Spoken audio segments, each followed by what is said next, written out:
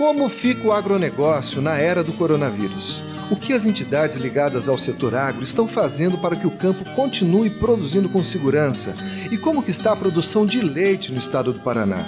Essas são algumas questões que nós vamos tratar agora no podcast Boletim no Rádio. Olá! Mesmo com o coronavírus em campo, a gente sabe que o sistema FAEP-Senar continua com a sua rotina de atendimento, claro que de forma segura, muitas vezes com trabalho remoto, quando é possível, e os sindicatos rurais também continuam, em sua grande maioria, atendendo. Então, gente, o campo e nós aqui do sistema FAEP-Senar Paraná não paramos. Para você que está nos ouvindo e não tem intimidade com esse podcast, a gente ficou um tempo sem publicar novos episódios, mas a comunicação do sistema FAEP-Senar Paraná também não parou durante esse tempo de pandemia e isolamento social.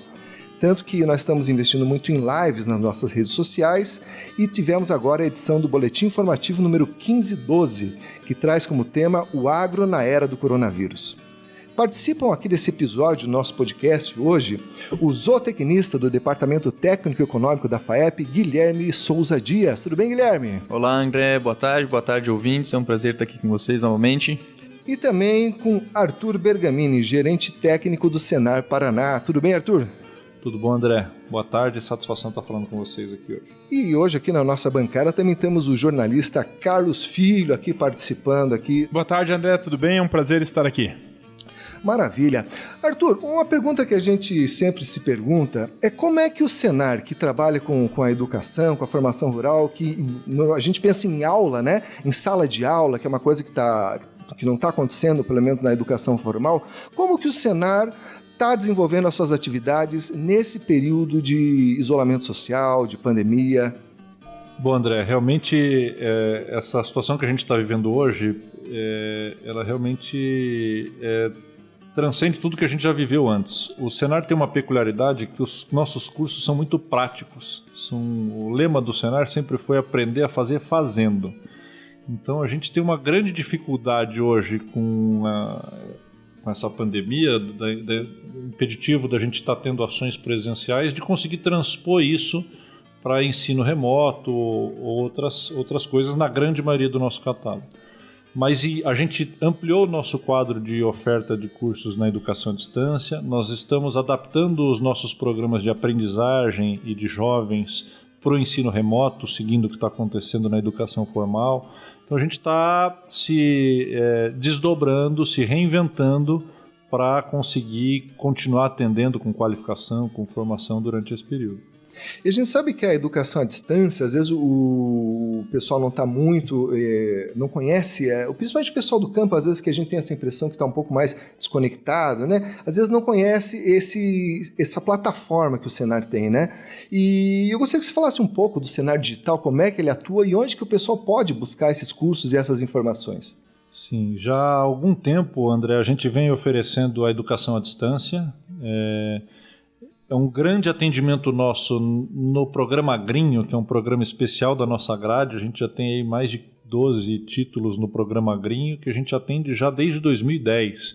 Então, uma grande quantidade de professores da rede pública e privada do Estado já foram atendidos por meio desse programa Agrinho nas capacitações do ensino à distância.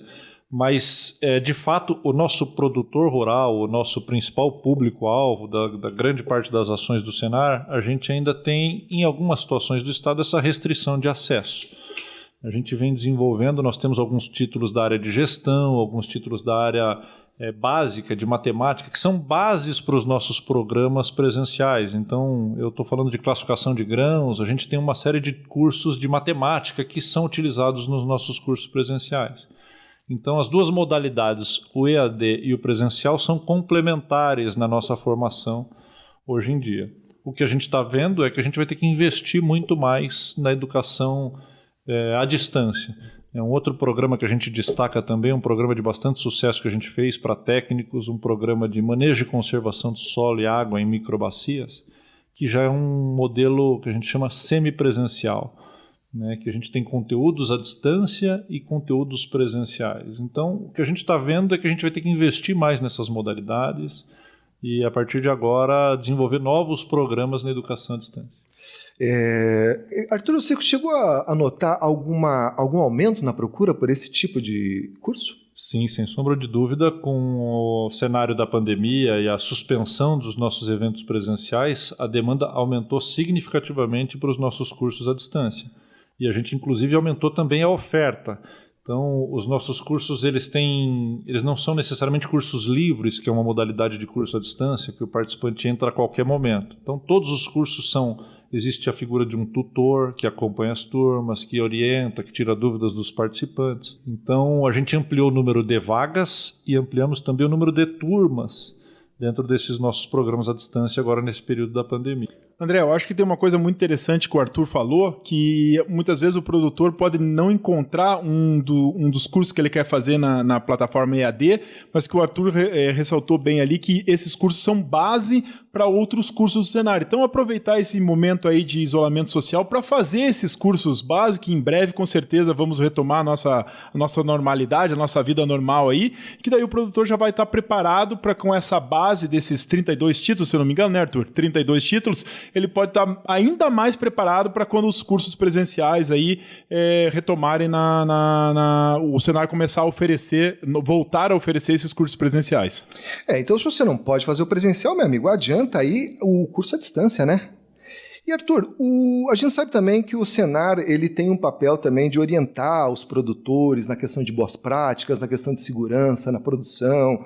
O que ele está fazendo nesse sentido também em matéria de publicações, de orientações?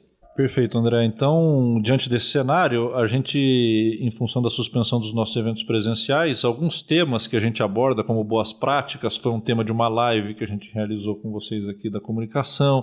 Estamos produzindo agora um material sobre comercialização de hortifrutis. Então, a gente, acho que 3 ou 4 já publicações orientando os produtores sobre as práticas na propriedade, sobre comercialização, sobre as boas práticas.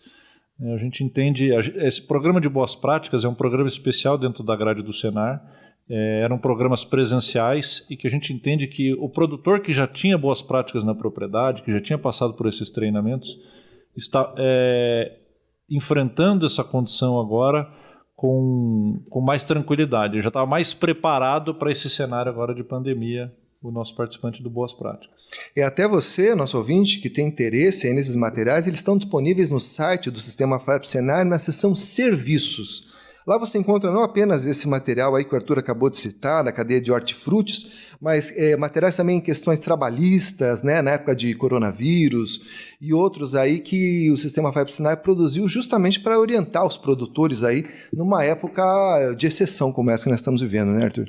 Isso, sem dúvida. Então, todos à disposição de produtores, trabalhadores rurais, pessoas interessadas, técnicos, enfim. Eu costumo dizer que o produto do cenário é conhecimento. Conhecimento é uma das poucas coisas, André, quanto mais a gente divide, mais ele cresce. Então, todos esses materiais estão à disposição, a nossa equipe técnica tem dado alguns atendimentos, enfim, o cenário está à disposição de produtores e trabalhadores rurais de todo o estado. Maravilha! E até pegando esse gancho, né, dos serviços publicados lá no nosso site, a gente lembra, né, que o IDR, né, Instituto de Desenvolvimento Rural, ele publicou também uma série de orientações, né, para as propriedades leiteiras, para orientações gerenciais, né, para se encontrar em uma posição mais confortável, né, ali no seu gerenciamento da propriedade, para enfrentar esse período de pandemia, né? E isso é uma série de orientações, aquelas que não vão dar o tiro no pé do produtor, né? Que podem prejudicar, por exemplo, uma redução muito abrupta de concentrado, que pode trazer problemas reprodutivos lá na frente, ou prejudicar o pico de lactação das vacas um pouco mais no longo prazo, né? Então, queria chamar a atenção que esse material também está lá no nosso site. Legal, Guilherme, que você tocou nesse assunto. Eu queria perguntar para você, que conhece bem essa cadeia do leite, mudou muito ali a propriedade rural de leite com essa questão da pandemia, a prática diária para você lidar com o caminhão que vai fazer a coleta do leite? Isso sofreu muito impacto, essa prática da produção de leite? Olha, naturalmente você tem que tomar todos os cuidados, né? Porque o cenário é atípico, né? Os caminhões estão circulando aí por rodovias, por diversas propriedades, tem bastante coisa, então o produtor tem que ficar bem atento, né? E cuidar cuidar bem do seu rebanho, vamos dizer assim, né? É importante a gente lembrar que na propriedade rural não muda tanta coisa, porque o produtor vive em home office, né? Ele já toma uma série de cuidados sanitários, né? Exatamente. O produtor tem caprichado bastante nesse sentido. E saindo um pouco dessa questão mais prática, indo para a questão mais de mercado, Guilherme, como que o leite está se comportando aí? A gente viu que entre, acho que o final de abril, começo de maio, aí teve um pessoal que comprou bastante leite para estocar, quem sabe por medo de uma pandemia maior, o que teria impactado o mercado aí positivamente, né? Mas depois a situação mudou? O que está havendo? Bom, vamos lá. A gente teve a reunião ordinária do Conselheite, né, em abril, na qual, excepcionalmente, não foi publicado o valor projetado para o mês corrente. Por quê? Como o levantamento realizado pela Universidade Federal compreendeu apenas o primeiro decêndio ali, os primeiros 8 dias, né, seriam 10, mas foram apenas 8 dias úteis, pegou justamente aquele momento inicial da quarentena, ou seja, naquele momento em que grande parte da população foi até o mercado, né, fizeram as compras para enfrentar esse período de isolamento social. Então, nesse contexto, houve sim um aumento da demanda, né, que culminou também num aumento de preços. E aí, consequentemente, né, as dificuldades de reposição, toda a logística e tal, né, seguindo a lei da oferta e da demanda, culminaram em valorizações no valor de referência para o Conselheite. Contudo, como foi um levantamento em um período bastante curto e em uma situação atípica, optou-se por não divulgar o valor de referência, o valor projetado, né, para abril, e realizar uma nova reunião, uma reunião extraordinária do Conselheite para verificar como o mercado iria se comportar e dessa maneira apresentar um valor de referência que fosse mais assertivo.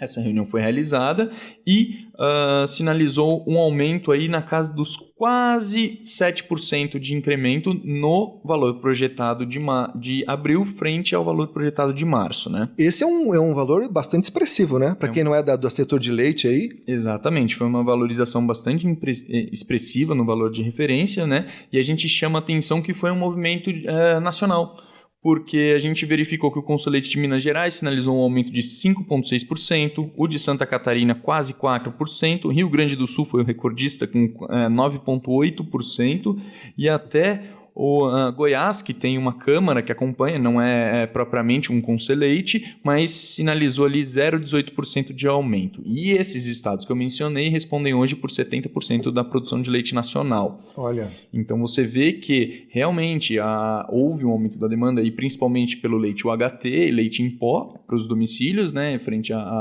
para enfrentar a pandemia, e isso trouxe naturalmente aí variações no mix de comercialização, porque se por um lado a gente tem um aumento na demanda do leite, a gente teve uma queda aí dos queijos, por exemplo. E me conta uma coisa, esse aumento ele acabou chegando aí no bolso do produtor? Olha, o Conselheite ele divulga um valor de referência que é um índice para que seja promovida a livre negociação entre os produtores, né? Ainda podem sofrer ágios ou deságios conforme a qualidade, né? Mas existem relatos de que essa tendência, existem muitas indústrias que não estão seguindo essa tendência, estão tentando manter aí, sinalizando uma queda no preço aos produtores, né? Então, nesse contexto, até nós aqui na federação, juntamente com a CNA emitiu uma nota, né, solicitando que seja dada continuidade desse diálogo e desse princípio de transparência que é o qual o Conselheite é calcado, né, para que sejam seguidas essas tendências, né, e o produtor possa ter aí um valor justo pelo seu produto, né? A gente lembra também que estamos num cenário de incremento dos custos de produção, né? O CPEA da Exalc sinalizou ali que nesse primeiro trimestre houve um aumento de 3,18% nos custos de produção, enquanto o leite aí teve uma desvalorização de quase 6%. Olha, o que puxa esse aumento, será, Guilherme? É custo de grãos? Olha, o farelo de soja, por exemplo, que é um dos principais componentes da ração, aumentou 23% nesse período, né? Então, realmente, mesmo num estado agrícola como o nosso, né, o produtor também está sujeito a essas flutuações. E a gente tem alguma perspectiva agora para o futuro? O pessoal está entrando agora na safra de inverno, a gente sabe que a soja está atingindo preços aí muito altos, isso tudo vai ter impacto na cadeia do leite, né? Sim, com certeza, pelo fato de que a produção leiteira também depende das rações, né? Depende dos insumos para a composição do concentrado, né? Mas a reunião do Conselheite de maio agora, que foi adiada também, para que não ocorresse a necessidade da gente ter uma nova reunião extraordinária, né? A gente aumentou o período de levantamento e a reunião foi postergada do dia 19 para o dia 26 de maio, que é quando vai ocorrer, e lá o acompanhamento do mercado no atacado pela Universidade Federal, que vai dizer para a gente para onde está caminhando o consumo, né? Maravilha!